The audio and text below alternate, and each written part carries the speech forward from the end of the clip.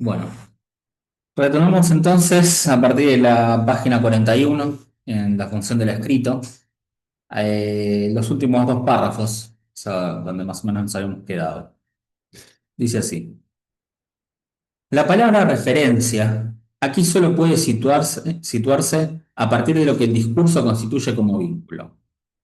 El significante, como tal, no se refiere a nada que no sea un discurso, es decir, un modo de funcionamiento, una utilización del lenguaje como vínculo. Todavía hay que precisar en esta ocasión lo que quiere decir vínculo. El vínculo, pasaremos a ello de inmediato, es un vínculo entre los que hablan. Se ve enseguida a dónde vamos. Los que hablan, desde luego, no son cualesquiera, son seres a los que estamos habituados a calificar de vivientes, y tal vez resulte muy difícil excluir de los que hablan la dimensión de la vida. Pero nos percatamos de inmediato de que esta dimensión introduce a la vez la de la muerte, y que de ello resulta una radical ambigüedad significante. La única función a partir de la cual puede definirse la vida, a saber, la reproducción de un cuerpo, no puede ella misma designarse ni con la vida ni con la muerte, ya que como tal, en tanto sexuada, entraña ambas, vida y muerte. Bien, tenemos un punto ahí. Bien. Eh, ¿Qué Guido, es ¿podés esto? decir de nuevo la página donde estamos? Sí, pasamos los dos últimos párrafos de la 41 a la 42. Gracias. Eh, Lacan introduce acá algo que ya había tocado en la primera clase en relación al germen y al soma. Eh, el tema de la vida, en relación al ser hablante, en definitiva. Que introduce una cierta contradicción, porque, a ver, digámoslo así, en el mundo animal no existe cosa tal como la vida y la muerte, sino que es a partir de que se habita un discurso, en todo caso, que pueda aparecer una cosa tal. Digamos que entonces el estar inserto en un discurso trae aparejado una cierta finitud. Una finitud que es del orden del encadenamiento significante únicamente. Digamos, eso que llamamos vida, por así decirlo, va ligado a una cierta noción de subjetividad, de sujeto. Esta frase que nos había referido Dito acerca ¿de dónde era de Borges? ¿Te acuerdas? Sí, no. Del Hacedor. Es algo así como estamos hechos de la sustancia del tiempo. Solamente. Solamente. No recuerdo ahora si la manera de decir la frase. Eh, con lo cual, efectivamente, ese ser con el que contamos, en lo que llamamos nuestra vida, vamos, no es otra cosa que ese tiempo que nos permite calcular, contar, recordar y predecir el significante. No hay por fuera de ese significante esa temporalidad. Esa temporalidad, quiero decir. No es que no hay tiempo por fuera de la cadena significante, sino que esa temporalidad, esa cronología, viene de la mano del significante y que entonces trae una cierta finitud.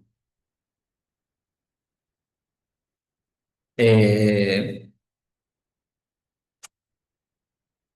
Releo la última parte que dice. La reproducción. La única función a partir de la cual puede definirse la vida, a saber, la reproducción de un cuerpo, no puede ella misma designarse ni con la vida ni con la muerte, ya que, como tal, en tanto sexuada, entraña ambas, vida y muerte. Es decir, la reproducción de los cuerpos, en tanto que es del orden de la naturaleza, eh, trae la vida y la muerte. La frase era, el tiempo es la sustancia de la que estoy hecho, de la que estoy hecho, sí, de las hacedores. Eh, me perdí lo que estaba diciendo.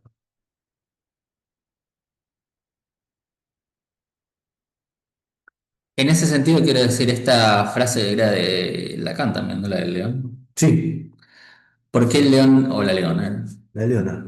¿Por qué la leona no tiene celos cuando ve al león copular con diferentes hembras? Precisamente lo que no tienen los animales es el discurso, no, no hay ni yo ni tú, ni él tampoco, en definitiva. Con lo cual, lo que hay es una reproducción de cuerpos, no hay ni vida ni muerte en ese sentido. No mueren los animales a la manera en la que mueren los seres hablantes. No, no hay la muerte como tal en ese sentido.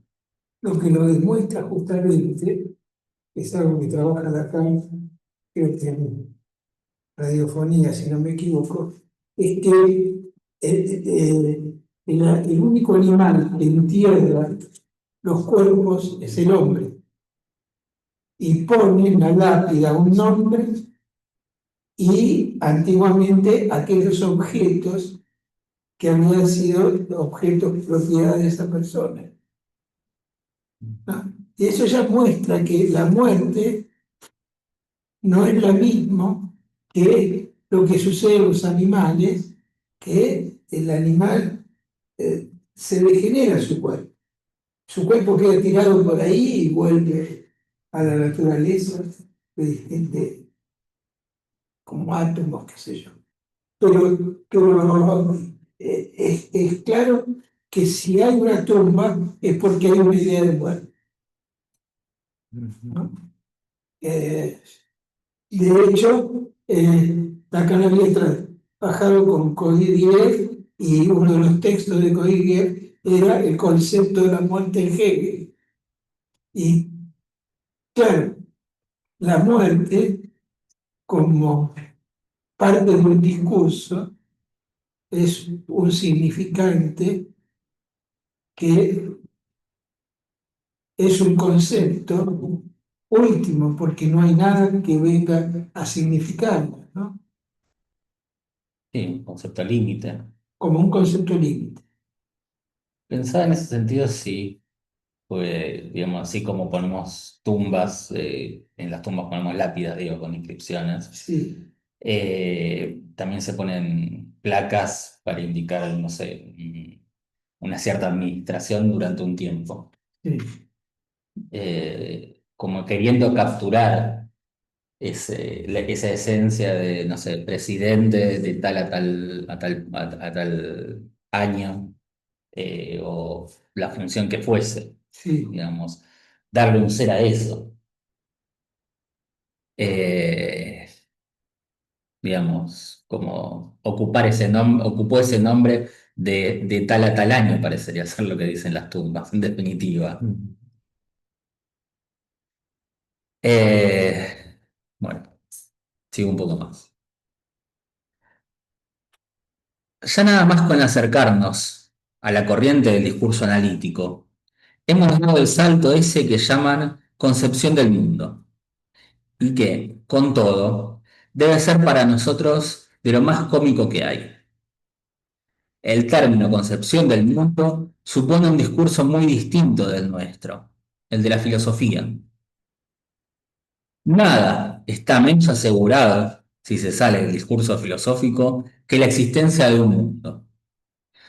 No queda sino sonreír cuando se oye afirmar del discurso analítico que implica algo del orden de una tal concepción. A ver, ¿por qué pasa en todo caso a esta idea de la concepción del mundo? Eh, Toma, Guido, para que leas la definición. la definición. Ah, Ahí está, concepción del sí. mundo. Eh, unas palabras de la definición, digamos. La concepción del mundo, también llamada cosmovisión, Se entiende como el conjunto de ideas, creencias, valores y representaciones con las que una persona, un grupo o una cultura interpreta la realidad. En otras palabras, es la manera en que se entiende el origen, sentido y finalidad de la vida y del universo. Incluye aspectos filosóficos, religiosos, científicos, culturales. Actúa como un marco de referencia que orienta la forma de pensar, sentir y actuar. Por ejemplo, una concepción del mundo religiosa puede ver la vida como creación de un Dios con un propósito. Una concepción científica puede explicarla a partir de leyes naturales. Una concepción existencialista puede centrarse en la libertad y responsabilidad del individuo, etc. Eh, bien, hasta ahí. Entonces, ¿qué es lo que implica entonces esta idea de concepción del mundo que trae Lacan, la cual diría, nos debería parecer lo más cómico del mundo? Precisamente detrás de eso trae la idea de que hay una cierta realidad y que esa realidad tiene un ser. Tiene un ser en el sentido de que es a ser interpretada, que existe más allá, digamos, de lo que el ser humano puede hacer. Eh, que, digamos, existe algo así como el mundo antes de que uno lo pueda ubicar de una cierta forma, que tiene una esencia del todo separada, por así decirlo. Por eso lo que Lacan plantea, nada está menos asegurado, si se sabe del discurso filosófico, que la existencia de un mundo. En el sentido de que únicamente existe a partir de un discurso, es decir, la concepción del mundo. Lo que intenta plantear es que en definitiva hay un discurso detrás de eso que le otorga un cierto ser. Eh, Quiero decir, la concepción del mundo en ese sentido no es la misma en la Edad Media, en la antigua Grecia, en la actualidad. El mundo se ubica y se lee de una manera muy diferente en ese sentido. Quiero decir, los discursos cambian. Hay un ejemplo familiar A ver, que es muy interesante. Guido y yo tenemos no una concepción del mundo, sino estamos marcados por el discurso analítico. Eh, Mi otro hijo, mi hijo mayor, está- tiene como concepción del mundo la ciencia. Es un creyente absoluto de la ciencia. Y los debates en la mesa, muy acalorados, pero muy acalorados, pasan donde Iván, que sí se llama mi otro hijo, Guido, pero otro es Iván, pasa porque él cree la posibilidad de la constitución del campo unificado de la ciencia. O sea, que se podría, ¿no? Llegar a juntar la teoría ondulatoria con la teoría corpuscular, y crear entonces un campo unificado que uniera la cuántica con la teoría de la relatividad. Nosotros, conmigo, que estamos más delimitados por el discurso analítico, lo que pensamos es que eso es imposible, ¿no? Que es imposible en cualquier discurso que no haya la dimensión de una falta, ¿no? Pero me parece interesante, no porque nosotros tengamos razón y él esté equivocado, porque en realidad hacia donde va a avanzar la teoría psicoanalítica, que él está equivocado y nosotros también, ¿no? Y que es algo que va a empezar a aparecer aquí como muy importante, que es el goce femenino, que después vendrán otras cosas a la enseñanza de la enseñanza de la carne. pero que vendrá eso un poquito más adelante. Pero me parece que cómo uno queda marcado por un discurso, ¿no? Y cómo eso genera una pasión, ¿no? Por ejemplo, hay una pasión pública hoy en día.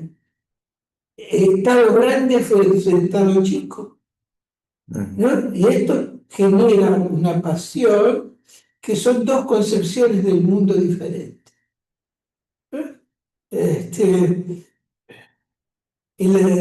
los ateos y los religiosos, ¿no? Unos van a la iglesia y nosotros decimos, yo decía, no digo más, que por qué el Vaticano no vende todo y se termina el hambre del mundo, ¿no? Si uno fue alguna vez al Vaticano, se da cuenta de que hay una fortuna, ¿no? Donde los millones están ahí, los verdaderos millones. Sin embargo, bueno, tan equivocados estamos los ateos que piensan como pensaba yo, como los religiosos que piensan en la existencia de Dios. Lo importante es que en qué estamos equivocados, que es lo que va a trabajar ahora Lacan, es que la realidad no es una concepción del mundo previa al que el sujeto entre en el lenguaje. Y eso podríamos decir está al comienzo de la enseñanza de Lacan. Cuando Lacan se enoja con los psiquiatras que dicen que la psicosis es que el psicótico tiene una realidad deformada o no está en la realidad, Lacan les muestra que la psicosis en realidad tiene una realidad que no es deformada, sino que es singular, que es lo que dice Freud en última instancia, que es el delirio de la restitución, ¿no? Es decir, que Lacan desde su comienzo de su enseñanza, y junto con Freud, en tanto piensan que el inconsciente es un discurso que puede ser interpretable, aunque después veamos que cambia la noción, pero no hay una concepción del mundo, porque no hay una realidad previa al inconsciente, ¿no? Sí, a ver, la concepción del mundo en ese sentido es, en tanto que efecto del discurso, lo que introduce en definitiva es un enmascaramiento de ese discurso, un olvido de que ese discurso está detrás de esa concepción del mundo. ¿Por qué? Porque lo que propone es que en definitiva hay un mundo, cuando digo mundo quiero decir objeto, hay un objeto previo, el cual puede ser abordado, interpretado, leído desde cada sujeto. Y no que en definitiva ese objeto que se le presenta al sujeto es su contracara.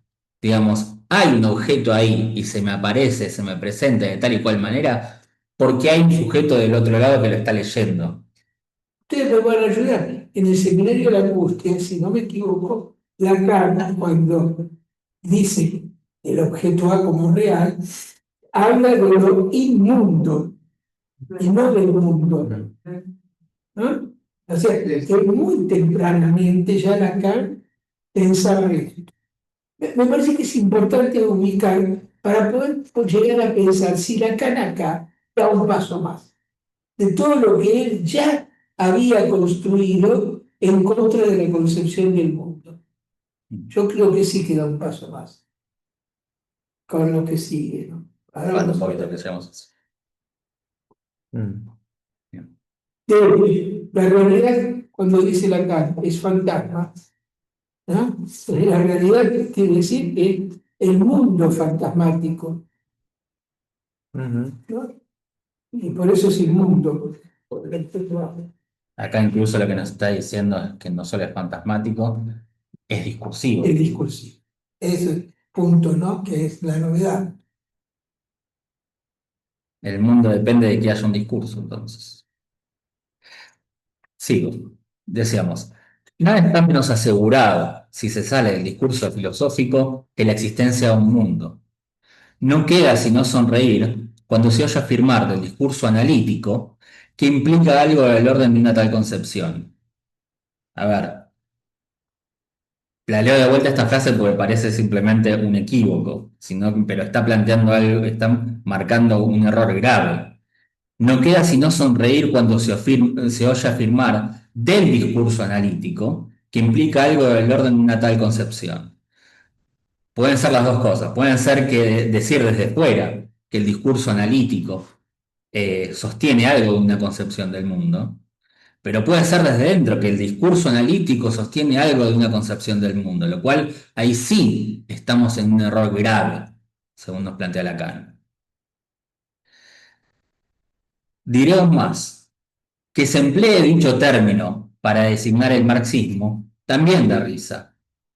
No me parece que el marxismo pueda hacerse pasar por una concepción del mundo. A ello se opone, mediante toda suerte de coordenadas sobresalientes, el enunciado de lo que dice Marx. Es una cosa distinta que yo llamaría un evangelio. Es el anuncio de que la historia instaura una dimensión de discurso distinta y abre la posibilidad de subvertir completamente la función del discurso como tal, y propiamente hablando, del discurso filosófico, en tanto que sobre él reposa una concepción del mundo. De vuelta, está mostrando entonces que, en definitiva, toda concepción del mundo se sostiene en un discurso amo. Bueno, en un discurso, no hace falta que sea el del amo también. Pero todo discurso parecería suponer una concepción del mundo, incluso el analítico. Claro. Ahora, ahí había todo un desarrollo, parece que el que quiere investigar es interesante. Marx no hubiese existido sin Hegel, ¿Mm? sin Hegel, porque Hegel es el creador de la dialéctica, ¿no? Yo creo que la diferencia es que para Marx la dialéctica es histórica y se puede decir quizá que para Hegel la dialéctica es lógica, Sí. ¿no? Por eso, por ser histórica aparece lo del Evangelio. Me parece que ese es un punto a desarrollar porque es un punto que impactó en Lacan en dos momentos. En su primera enseñanza, que está sostenida con Hegel, y los discursos, en última instancia, también están sostenidos en una dialéctica. Digo esto porque lo que va a pasar en este mismo seminario, pasado la carta de Amuro, lo que va a empezar a pasar es el intento de Lacan de salir de una dialéctica.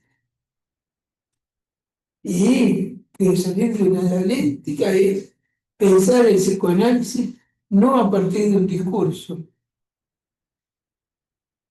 ¿Ah?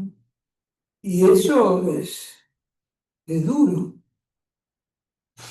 Ni desde la lógica. ni de la por lo menos no es de la Bien, Sí, un poco más. sí, sí.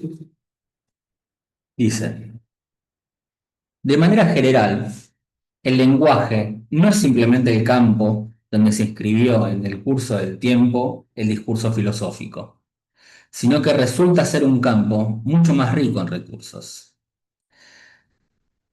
Sin embargo, ciertos puntos de referencia de este discurso están enunciados y son difíciles de eliminar completamente de todo uso del lenguaje. Por ese lado, nada más fácil que recaer en lo que llamé irónicamente concepción del mundo, pero que tiene un nombre más moderado y preciso: la ontología. La ontología es lo que puso a valer en el lenguaje el empleo de la cópula, aislándola del significante. Detenerse en el verbo ser, ese verbo que no tiene siquiera en el campo completo de la diversidad de las lenguas un uso que pueda calificarse de universal. Producirlo como tal constituye una acentuación muy arriesgada. Hay muchas lenguas, como el hebreo, creo que el chino también, El ruso, el ruso, que no tienen verbo ser. claro, en japonés tampoco. El japonés tampoco. ¿no? O sea, que el verbo ser es parte de un discurso que por algo hace acá una referencia a Aristóteles, porque el verbo ser como cópula aparece a partir de la lógica aristotélica y la metafísica. ¿No? Sí. Eh, Bueno, por lo menos la lectura más ingenua de debe haber otra sí. lectura que a mí se me No, escapa. estaba pensando en dos cosas. De repente me acabo de conectar. Por un lado, Wittgenstein en el Tratado, no, en las investigaciones filosóficas, gracias. Da el ejemplo del término ladrillo en ruso, que es piedra roja. No se dice la piedra es roja, ni es una piedra roja, ni nada por el estilo. No está el verbo ser ahí escrito, puesto. Por otro lado, está también una de las frases más conocidas de la metafísica de Aristóteles, que dice, que es la central, en realidad no sé si no es la que abre, no recuerdo ahora, pero dice, el ser se dice de muchas maneras. Sí, y es de Aristóteles. Sí, es de Aristóteles, Sí, sí. no cabe duda. Repetí, por favor. La frase es, el ser se dice de muchas maneras.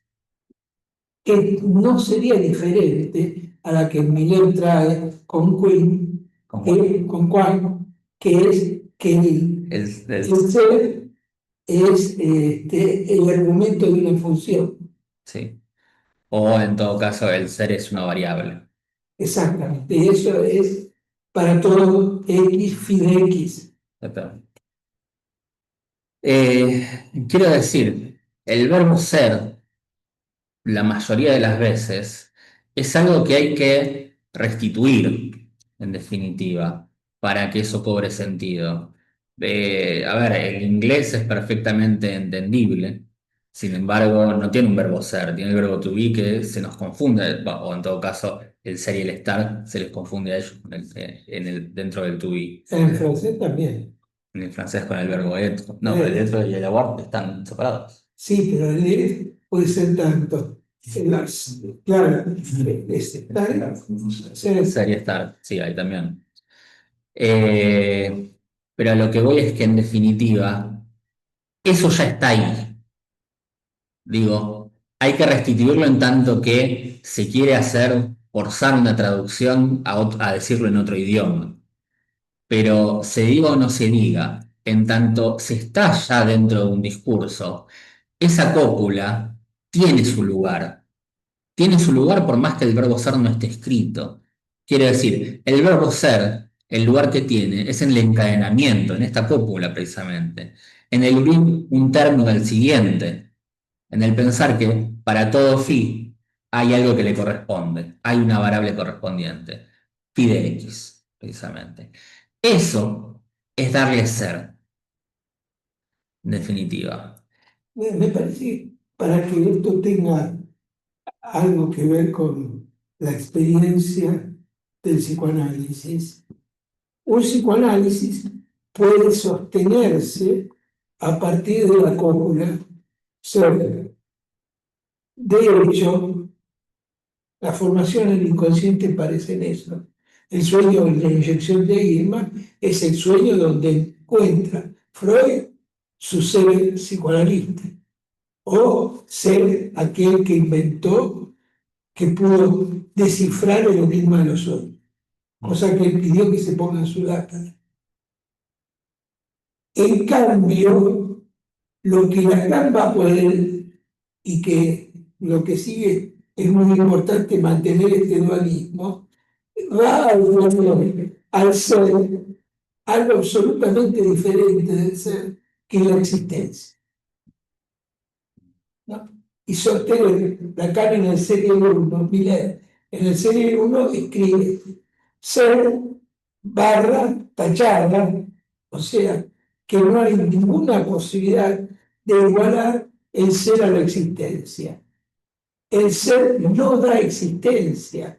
Es por eso que Lacan está dando esta crítica aquí tan fuerte a la ontología, porque la ontología como tal, lo único que puede escribir es una falta, pero no puede hablar nada de la existencia.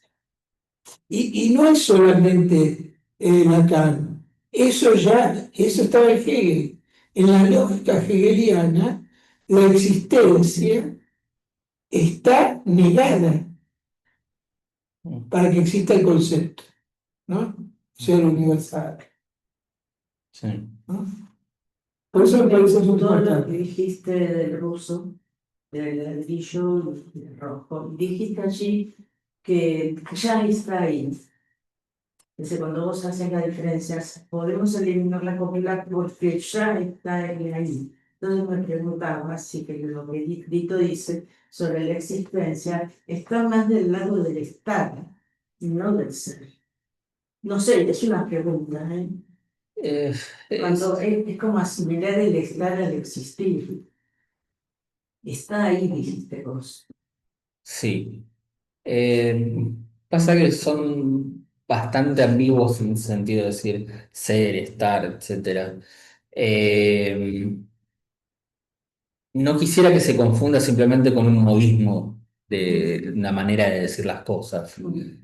Eh, Quiero decir, por esto mismo que estaba planteando recién, es que la lógica no puede decir nada de la existencia, porque plantea efectivamente cuestiones del ser. Puede decir cómo son las cosas, cómo podrían ser las cosas, cómo fueron las cosas, pero no cómo son, en el sentido de cómo existen aquí y ahora. No puede traer del ser a la existencia de la lógica. Hay algo que falta ahí. Eso es con lo que se encontró, por ejemplo, para dar un ejemplo más material, más tangible. A principios del siglo XX, el círculo que se llamó el Círculo de Viena, que era un grupo de intelectuales, científicos, filósofos y demás, orientados en el positivismo, lo que intentaron hacer fue precisamente poder encontrar la forma de traducir el lenguaje natural, de esto que decimos nosotros, en la manera en que hablamos nosotros, El discurso corriente. el discurso corriente, exactamente. Este del cual Lacan nos dice una y otra vez, no hay metalenguaje. Bueno, precisamente construir un metalenguaje, es decir, construir un lenguaje lógico, formal, que no lleve a equívocos y que pueda tomar como objeto el lenguaje mundano, el lenguaje corriente, y decirlo de forma inequívoca. Se intentaron múltiples factores. El problema no estaba tanto en la conexión de los términos, sino precisamente en los términos en sí. Uno puede definir las cosas, pero siempre y únicamente a partir de otras cosas. Es decir, uno puede definir el color verde, por ejemplo, a partir del color amarillo, la mezcla del amarillo y el azul. Pero eso te deja con la incógnita, bueno, ¿y qué carajo es el azul y el amarillo? Uno puede definir la letra B en aritmética diciendo simplemente la suma de A más A. Bueno, eso no sigue dejando la incógnita de qué carajo es A. Disculpen el tema es que lo que siempre se encuentra en este tipo de intentar hacer una instrumentalización del lenguaje es que hay lo que se llama términos primitivos que necesariamente tienen que dejarse sin definir para que a partir de ellos pueda ser definido todo lo demás. Y en todo caso, si es que se definen en algo que queda por fuera de ese lenguaje, que es el lenguaje natural. Por eso toda esa construcción siempre falló. ¿Por qué? Porque intentaban construir un lenguaje que fuese completo. Y ningún lenguaje funciona si es completo. Siempre es necesario que en el lenguaje haya algo que falte y que no pueda ser dicho para que pueda funcionar. es interesante lo que vos decís, porque es casi la estructura misma del seminario 9. El seminario 9 es la joya en la corona, lo llamaba Miller, justamente por este punto, porque en la medida que hay un sujeto supuesto al saber, lo que hay siempre es una cópula entre dos significantes. Pero la cúpula entre dos significantes, lo que demuestra Lacan ahí es que lo único que introduce es una falta de ser. O sea, ya ahí Lacan critica la posibilidad de encontrar un ser. Desde ya nunca creyó en el ser absoluto de Hegel, pero también es el paso que está dando acá, que el ser siempre va a sostenerse a partir de una falta. ¿Y qué es la construcción? Es muy linda la construcción del 9, porque lo que Lacan está diciendo en el seminario 9, en última instancia, que cualquier significante que intente significarse a sí mismo escapa a la verdad, a lo verdadero y lo falso. Cualquier significante que intente significarse a sí mismo no puede decidirse si eso es verdadero o falso. Introduce ahí la paradoja del mentiroso, ¿no? Dice, alguien que dice yo soy tal, soy mentiroso, no podemos saber si es cierto o falso, porque si es cierto, entonces no miente, y si es falso, entonces está diciendo la verdad. O sea, que entra en esa paradoja que Guido ya trabajó mucho en este texto mismo con la paradoja de Russell, porque en la base de toda paradoja lógica está que un significante no se puede significar a sí mismo. Y ese es el punto en que toca que, que es el paso también que da más allá de eso, porque ahí es por el significante que se sostiene la falta de ser. Aquí el paso más es que la falta de ser es propia del discurso.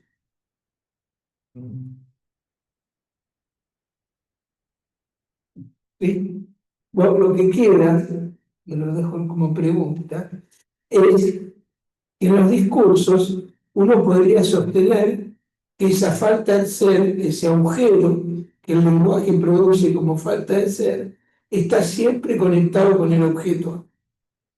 Pero ¿qué pasa si el objeto A ya es un semblante porque es nada más que una letra?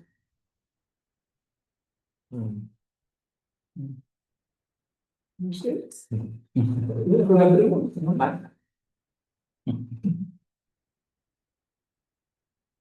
Eh, bueno, anotémosla y volvamos sobre esta pregunta al final de la clase, ¿no? Del encuentro de hoy.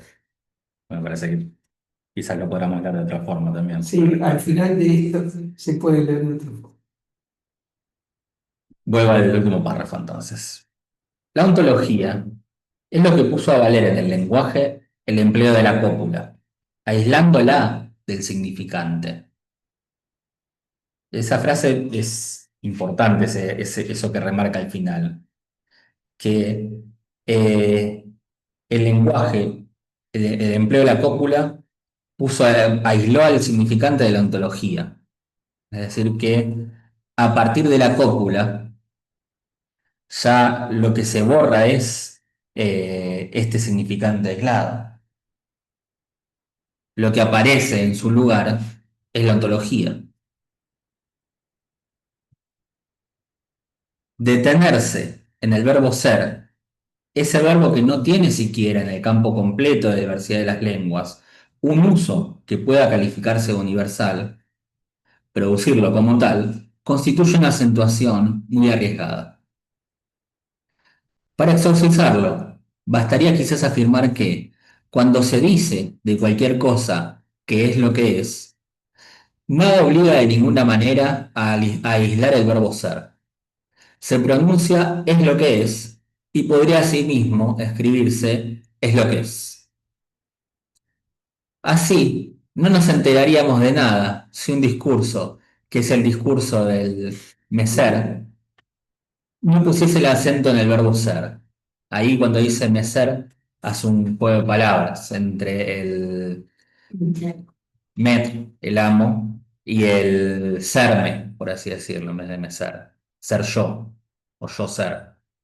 Serme a mí mismo, podríamos decir. ¿Vos decís algo?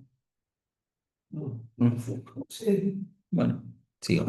No me parece que debe ser No, verdad. sí, pero se me olvidó. Ok.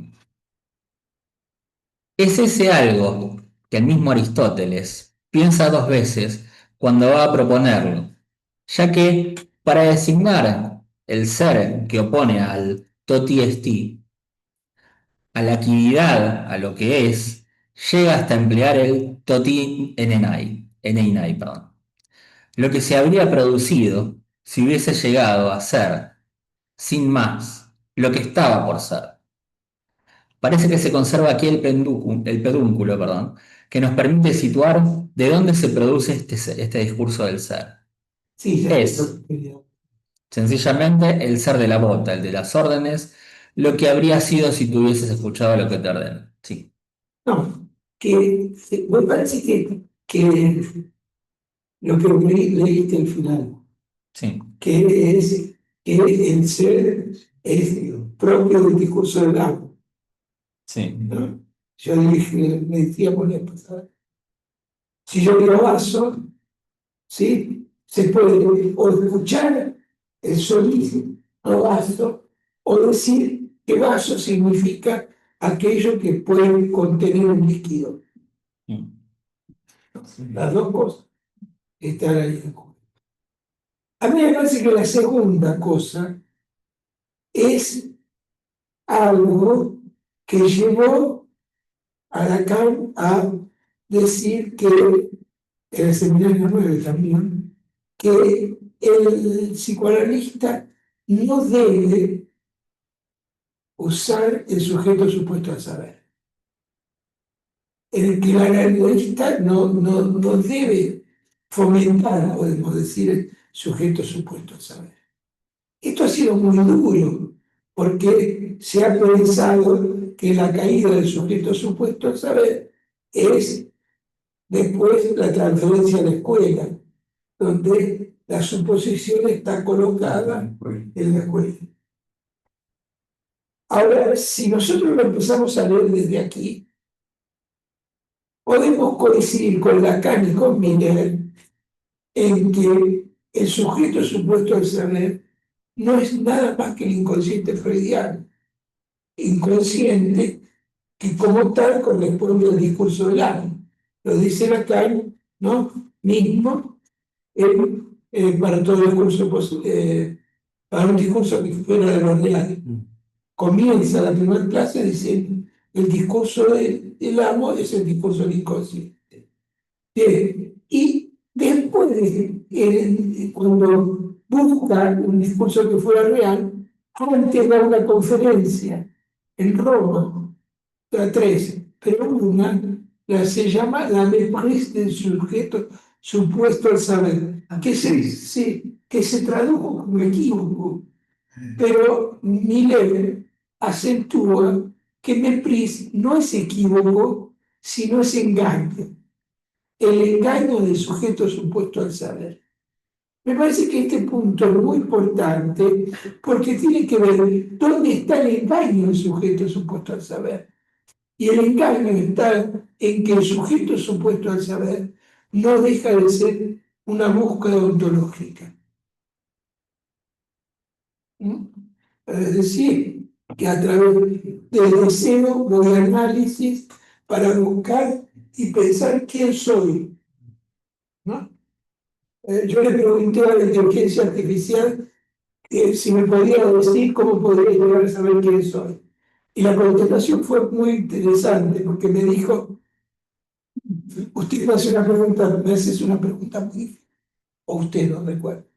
y me dice, bueno, usted no es nada más que las cosas que va haciendo en su vida. Y si eso no le alcanza, vaya a ver a un psicólogo. ¿No? Lo cual muestra la dificultad misma de la cópula, ¿no? Que era lo que Guido traía. El sujeto supuesto al saber es el llamado al otro, o sea, el llamado al saber. ¿No? Es así que Lacan, en su último escrito, sostiene, junto con Miguel, que uno no va a análisis para saber, uno va a análisis por urgencia y entiende como urgencia aquello que empuja, ¿ah? Que no tiene sed, que no tiene palabra, que no está en el discurso, pero que empuja a uno a, a sufrir, ¿no? A vivir con sufrimiento, ¿no? Y que no es lo que lo sostiene, ¿no? Pero es lo que sostiene una noticia. Yo no sé si puedo traer un ejemplo que vos me contaste hoy, pero pongamos un adicto. Bueno, un adicto es alguien que hace de su adicción el leitmotiv de su vida. Es interesante porque, por ejemplo, se intenta, como con los alcohólicos, darles un sed, como si así pudieran curarse. Yo recuerdo un paciente, me había derivado de los Rabinovich, que era un tipo que se presenta así: yo soy alcohólico. Era imposible mover eso, porque iba a Alcohólicos Anónimos y usted sabe que Alcohólicos Anónimos termina cada sesión con un rezo laico, que es lo que cree cada uno, ¿no? El psicoanálisis en realidad rompe esa creencia, porque la creencia se sostiene en una ontología, ¿no? Por eso le digo que esto está en la raíz misma de la experiencia analítica, por lo menos para que los analistas nos preguntemos, ¿no? ¿A dónde se dirige la interpretación? ¿O a dónde se dirige nuestro acto como analistas? ¿No?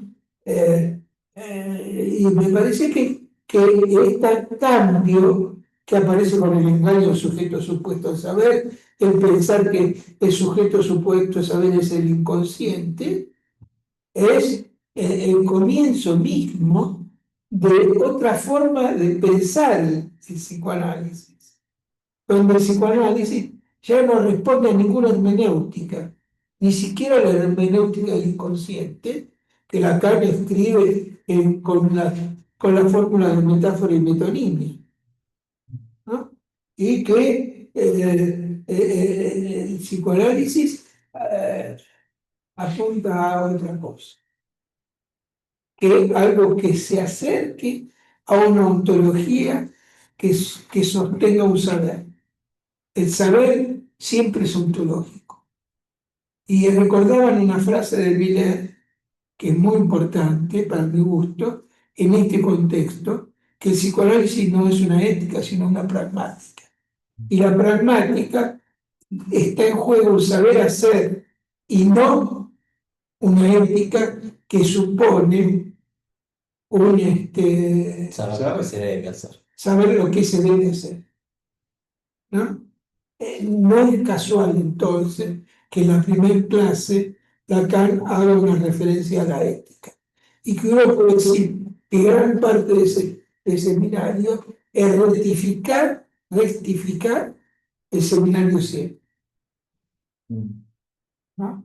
Con aquello que tiene todo su valor y aquello de lo cual él va a dar un paso más que la ética para caer en una pragmática, como dice Jacques Miller. Savoir y faire, ¿Cómo? que sería savoir y faire. Savoir y faire. O savoir faire. Pero ahí vale. Sí. Y de Eso.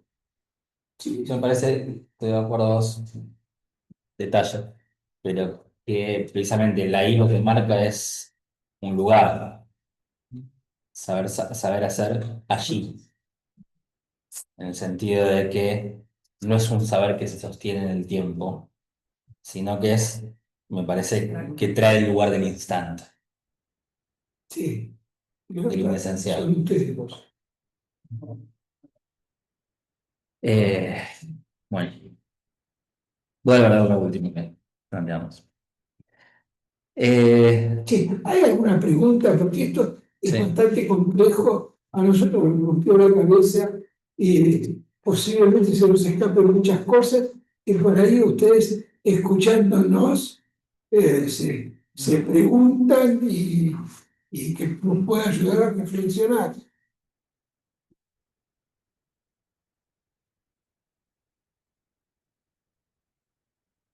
Eh, Hola, ¿me escuchan ahí? sí, no.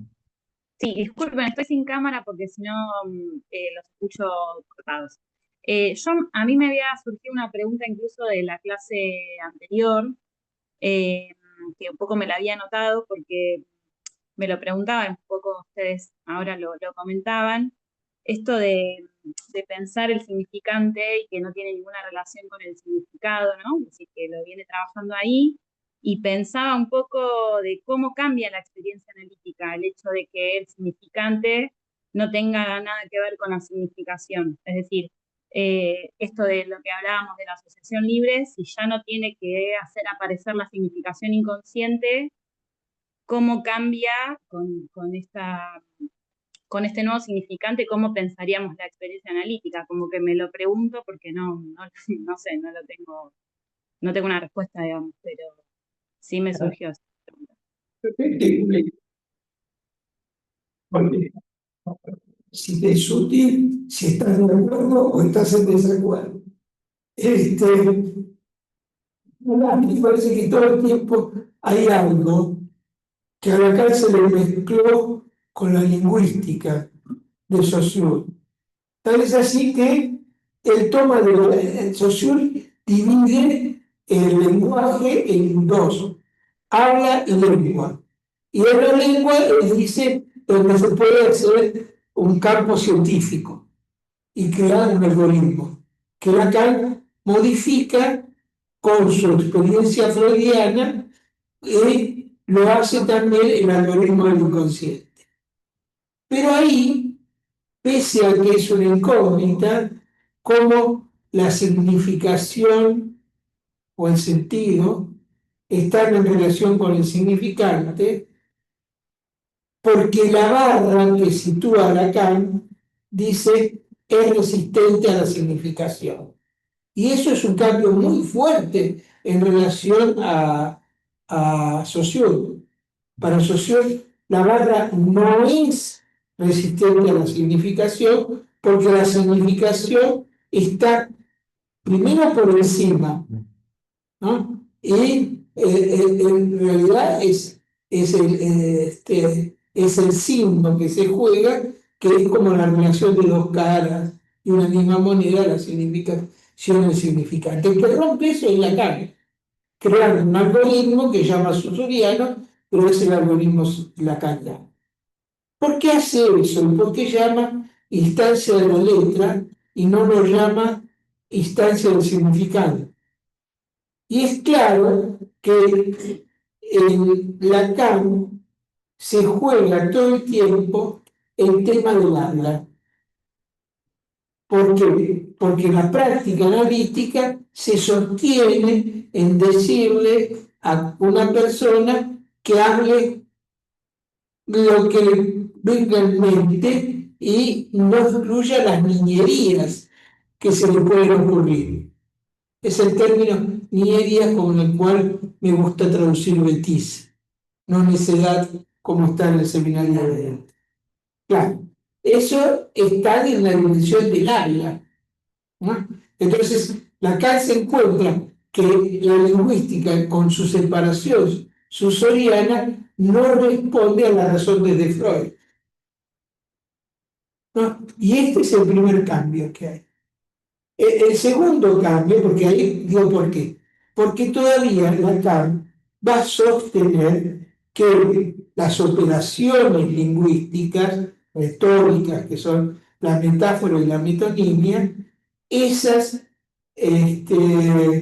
relaciones metafóricas y metonímicas se sostienen en la congruencia de lo que es la concatenación significante para la metonimia y con la sustitución de un significante por otro para la metáfora. Y utilizan no el término igualdad, ¿no?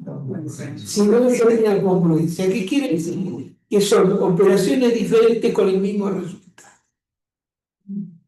Yo creo que Lacan, si ustedes me permiten, en la noción que está trayendo ahora del significante, rompe con todo eso para sostener que la operación que hizo Saussure en sustituir la imagen acústica por el significante es como si Lacan retornara a la imagen acústica, que lo que único que importa del significante es la imagen acústica. Le digo esto porque lo que sigue el texto lo va a explicar bien en relación al discurso del que manda, del discurso del arte. Esta cuestión hace que, ustedes saben que Saussure tiene que pasar para construir la lingüística de lo fonemático al fonema. Porque el fonema es la estructura mínima del lenguaje, que es esa estructura diferencial sin significación. Ese es el fonema. Lo fonético no entra dentro de la lingüística. Lo fonético queda por fuera de la lingüística. Por eso con Gerardo muchas veces hicimos mucho hincapié en los zumbantes del enjambre de la langa. Zumbante tiene que ver con un sonido. Y ahora, con lo que sigue, vamos a ver que lo que se escucha es la imagen acústica del significante, lo que se escucha es la imagen acústica y el sentido se lo va a dar el discurso.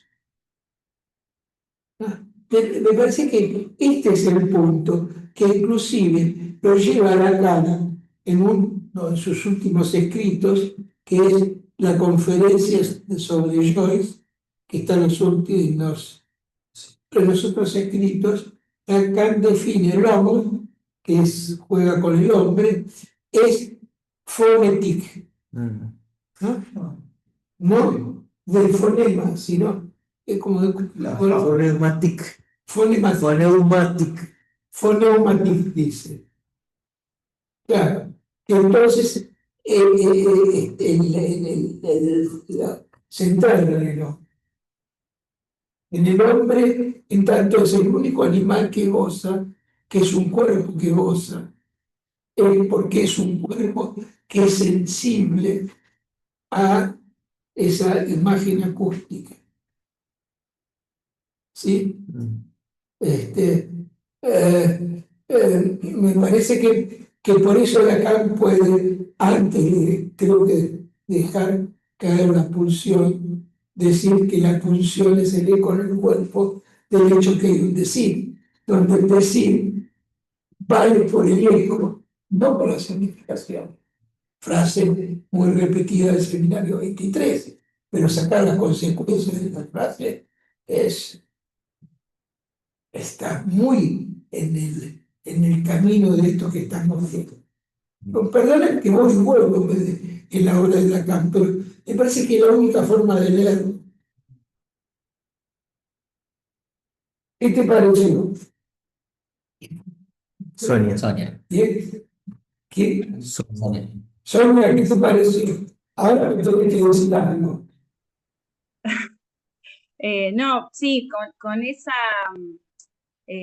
ida y vuelta, como que algo por lo menos voy siguiendo más a dónde está yendo un poco el seminario. Gracias. No, gracias a vos por preguntar. Yo quisiera agregar un punto ahí que respecto de el significante sin significación, porque tiene muchísimas consecuencias, va a tener muchísimas consecuencias, muchas de las que dijo Lito. Eh, pero a mí la que más me impacta es que ese significante sin significación deja el psicoanálisis por fuera de los algoritmos. Entonces, esta conferencia de Río.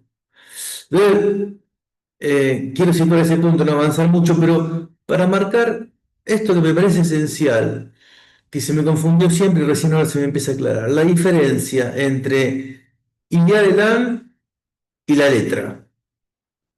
No es lo mismo, me parece que cuando Lacan habla de letra, habla de una estructura esencialmente localizada en el discurso, pero ya la letra requiere del discurso y la escritura. Idea de Lacan no. Idea de Lacan está por fuera del discurso, no es prediscursivo tampoco, porque Lacan mismo lo dice acá, está por fuera del discurso. Es un existente, a diferencia de la letra, que es, podemos decir así, la marca de la ontología. Por eso quiero poner acento. Él estuvo en el seminario 19 y lo que escuchó Olivier Lacan es un grito de Lacan. Lacan lo gritó, a los gritos, dijo Idea de Lacan, ¿no? Sí. Y no es un discurso. De hecho, lo dijo en su seminario, que es pura habla. Sí. ¿No podés decir ese concepto de nuevo? No sabía cómo decirlo, no, pero, O sea, y la letra. pero lo voy a retomar desde acá, porque me quedé pensando muchísimo desde hoy de la mañana en esto que dice Lacan en la página 41. Dice, todavía hay que precisar en esta ocasión lo que quiere decir vínculo, ¿no? El discurso para Lacan es vínculo. El vínculo, pasaremos a ello de inmediato, es un vínculo entre los que hablan. Se ve enseguida a dónde vamos. Los que hablan, desde luego, no son cualesquiera, son seres a los que estamos habituados a calificar de vivientes. Pongo el punto ahí. Los que hablan son seres calificados de vivientes. Y eso, a esos seres que hablan los afectan los discursos. En el discurso, significante y significado, como explicaron mis amigos, tiene la operatoria del discurso de Lacan, ¿no? Pensamos en taza y decimos lo que sirve para tomar. Ya está el sentido que adquirimos ahí. Pero en la imagen acústica de taza es lo que podemos decir resuena en un cuerpo, sin ningún tipo de sentido. Ahí está lo viviente, me parece. Esos son los seres hablantes vivientes que vendrán en los discursos. Pero hay una cuestión.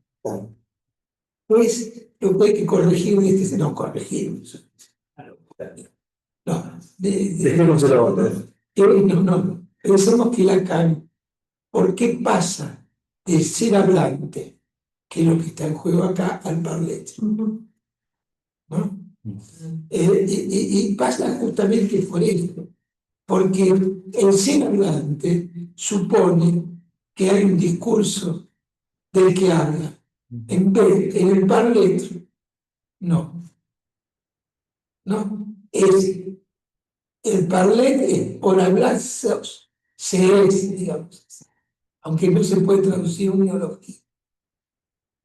Mira el mismo cuando hace el congreso de Río, No, dice no. que no pongan parlet, porque no se puede hacer un congreso de neología.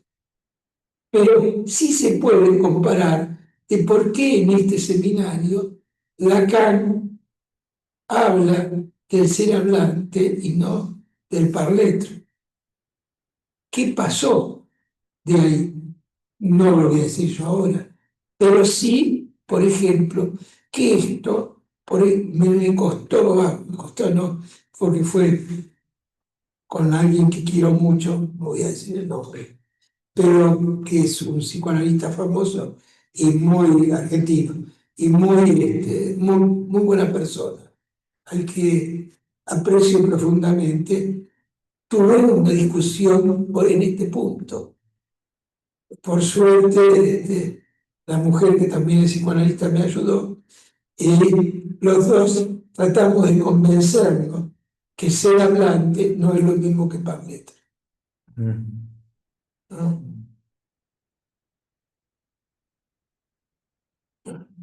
No es, Sí. No, entonces, es desde el hablante ser al ser hablante, en todo ese pasaje, digamos, está no el error, sino la errancia. Lacan, porque Lacan muy poco de la palabra, él a su enseñanza ha sido una errancia, en el sentido de un transcurrir y un trabajo. claro, Errancia. alguien en ser hablante por el parlante es lo mismo que hace Heidegger cuando escribe, ¿no?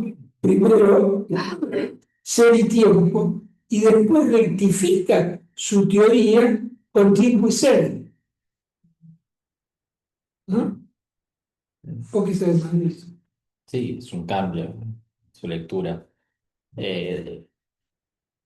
Cambia radicalmente la posición precisamente a la que lo lleva el poner el acento sobre el ser y sobre el tiempo. Claro. A ver, la manera en que yo me oriento en este pasaje, por lo menos la doy a título propio. El ser hablante, en todo caso, en el atolondradicho de una frase, son aquellos que por hablar creen ser, creen que son simplemente porque están, porque hablan, que tienen ser. Ahora bien, el parler, a diferencia de eso, solamente existe en tanto que habla, y no más allá de eso. Quiero decir, existe en tanto goza. Es Eh, tan fuerte es esto que vos decís, y Lacan creo que la conferencia sobre Joy también, dice que ya se terminó el tiempo del inconsciente, ahora me toca a mí, y yo voy a sustituir el inconsciente por el paralelo.